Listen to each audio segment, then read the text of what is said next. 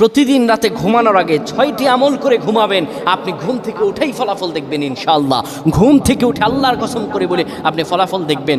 ঘুমাবেন আপনি গুনার বোঝা নিয়ে, ঘুম থেকে উঠে আপনি নিষ্পাপ হয়ে যাবেন ইনশাআল্লাহ, কোনো গুনাহ থাকবে না। যদি প্রতিদিন আপনি ঘুমানোর সময় এই 6টি আমল করে যেতে পারেন, 3বার করে করবেন।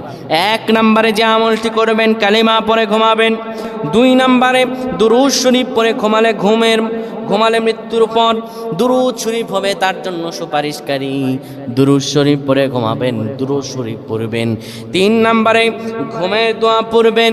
ঘুমের দোয়া পড়ে যদি ঘুমাতে পারেন, সারা রাত ইবাদত করার সওয়াব আল্লাহ আমল নামায় দিয়ে দিবেন। 4 নম্বরে আয়াতুল কুরসি পড়ে ঘুমাবেন।